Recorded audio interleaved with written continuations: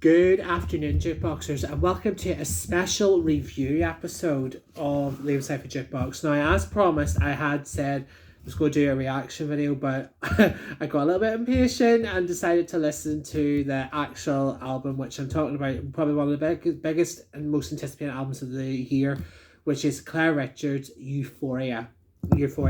Now, this is Claire's second album. Most people who know me know I'm a Steps fan. Claire's actually my favourite member, actually, in Steps. And her second album, she released her first album 4 years ago, My Wildest Dreams, which was all new songs, some of which she had wrote along with her team, which some of the team that she has also work with Steps as well. And this time she decided to release an album of covers of representation of female artists who have inspired Claire's career over a quarter of a century. Now, what I have done last night when it first dropped, I started listening from the beginning. Now, obviously beforehand, I know I Surrender and I know Summer Night City, which I have already given points to, that sort of thing. But absolutely, and so I'm going to go through track by track of Claire's Euphoria, which I think currently it's number one on the UK iTunes. So yay! So gone straight in at number one. And I'm not entirely surprised because the actual album itself is phenomenal. It's iconic, this album. Claire has really demonstrated her true vocal ability in this album, and like her operatic work. I do apologise, I have a couple of coins that were sitting just all over the place, so just tidied it up there. So I'm going to go through, let's get down to it with the track by track review. So the opening track on Euphoria, of course, is Euphoria, which is the 2012 Eurovision winning track by the wonderful Loreen, who represented Sweden and is a two-time winner because she's the current winner now with Tattoo. This song, when I first heard it, the great intro, like the solid intro, and when I heard Claire sing this, I thought this song is meant for her voice. It is a complete banger. Loved it from the get-go. This is a song I felt needs the video treatment, and it's an amazing opener to this album. It really gets the party going. Claire did promise all mostly up-tempo tracks because there's only one ballad in this album, which is Goodbye to Love, which is at the very end, but we'll talk about that later. And it's absolutely amazing. It brings, literally, cobwebs and all dusted off. Everything is gone boogaloo, absolutely. And for me, this got 10 out of 10. This was a very, very good start for this album. Then it leads into track number 2, which is Song for the Lonely, which was originally sang by Cher. This song, Claire really got her groove on in this song. It really, again, she's picking songs that really suit her voice, but she takes a fresh take on it and puts her own personification on the song. Because for a lot of people who don't know, Song for the Lonely is actually probably one of Cher's more underrated songs, and this brings it to life even further again. And I think Cher would be proud of this rendition. Fantastic rendition, and I think it deserves to be a single. And from the snippet I saw yesterday, I think maybe is there a video to come? I don't know. But for me, this was 10 out of 10. Now. Track number 3, No More Tears, Enough is Enough. Originally sang by Barbara Streisand and Donna Summer. This is the first of 2 duets that Claire has in this album with Delta Goodrem. This is, I have to say, the voices complement each other so beautifully, and it was just so well done. They had the riffs, they had that high-low cadences, everything was there. The harmonies were sleek. They were really blending really well.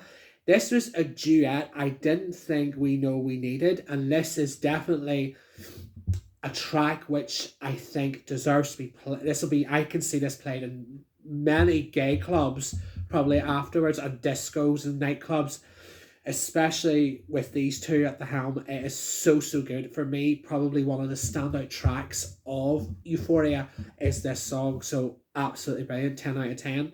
Again, another great one. Then we get to move on to track number 4, is So Emotional, which is richly sang by Whitney Houston. Funky disco rhythms, brilliant. Her vocal range is showing its full flexibility.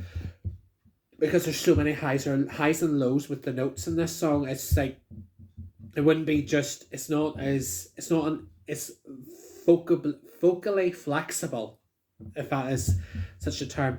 But she brought the fun factor in this song on Cap Left. There's like, I can imagine dancing to this in the club and getting my groove on.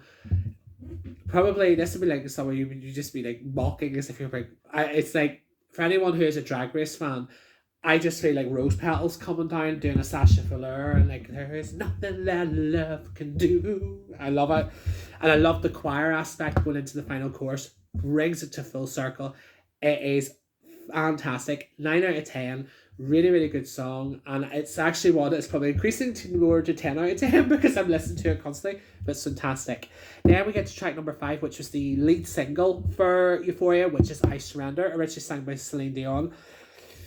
Taking a disco feel on a classic ballad, which was really well done. It could easily be a club classic. Claire demonstrates again her belter vocals as she showed on the Ultimate Tour 11 years ago in 2012. Fabulous key change, and no surprise it was the lead single. Great song again. 9 out of 10. Then we go into number 6, which is Summer Night City, which originally sang by ABBA. This time with Andy Bell at the helm. Now I love the intro of this when it goes like do do do do do do do do, and then really goes in full force.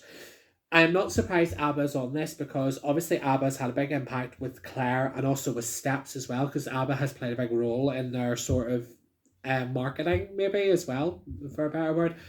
But also ABBA is such a great, and I thought this is a perfect song for Claire. And the more, a lot of people gave this, were very critical about this song at the beginning, but it is very, very catchy because every time I listened to it, I enjoyed it more and more and more and more. I think it gives it camp discotheque realness. It's really, really fun, and it gives it like a fresh new feel for 2023. Again, one thing I enjoy the most, Claire's higher range and Andy's low range sort of blends well together. And then I know the only critique I had when it first was released, I think probably that Claire could have easily done this on her own, but I'm actually glad that these two do blend well together. It's incredibly catchy. It's a great dance track. Love it. 8 out of 10. So 8 out of 10 for that one as well. Now we move on to track number 7, which is also another Donna Summer track, but as for No More Tears was more probably Barbra Streisand with Donna Summer. This is solely Donna Summer for this one. This time I know it's for real. It has great punchy vocals, very sassy for the Queen of Disco, which everyone knows, everyone loves about Donna Summer, like even I do, you know, it's a club classic, great energy. Probably of all the tracks on this list, it's not one of my personal favourites, to be honest. It's not one of my personal favourites, but it is enjoyable, it's catchy, it's fun, and I really enjoy it. It's a nice way to keep things moving on the disco front, so 8 out of 10 for that one as well. And then we move on to track number 8. I know Claire was a massive fan of Kim Wilde, you know, in her youth, so she did a rendition of Never Trust a Stranger by Kim Wilde. Impressive vocals. Her vocals evoked true feelings. It evoked like how she is meant to be feeling at that time. What's there not to love? What's there not to love with this? And catchy, great tonality, great tune. Again, proving her true vocal chops as well.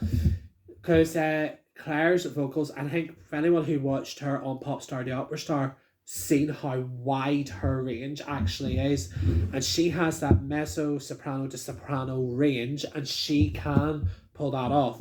And again, amazing. 9 out of 10. Now track number 9, which I loved, was her rendition of Laura Branigan's Gloria. Wow, even the snippet was really, really good. This is what I call a jukebox hit after hit. It was like brilliant track, truly making it her own, fantastic. I love like the modulation in her voice. She is repping herself really, really well in this track, and I thought, and it really is catchy, and I think from what I've seen this morning, a lot of the fans like this one as well. I think it's one, and along with No More Tears, Enough is Enough is another one that a lot of people do like. For me, that was a 10 out of 10. Track number 10, Never Knew Love Like This Before, by Stephanie Mills, which was originally by Stephanie Mills, which also most famously recently was on Pose, the TV series Pose. It was made famous. Claire did this during lockdown on karaoke, which she did a really fantastic rendition of it. I'm not surprised that this has been uplifted to a track on Euphoria. And it's a brilliant take on the song, really excellent vocals, and it's really, really fun to listen to, and I enjoyed every second of it, and for me it was a 10 out of 10. Same with Gloria, it was 10 out of 10 as well.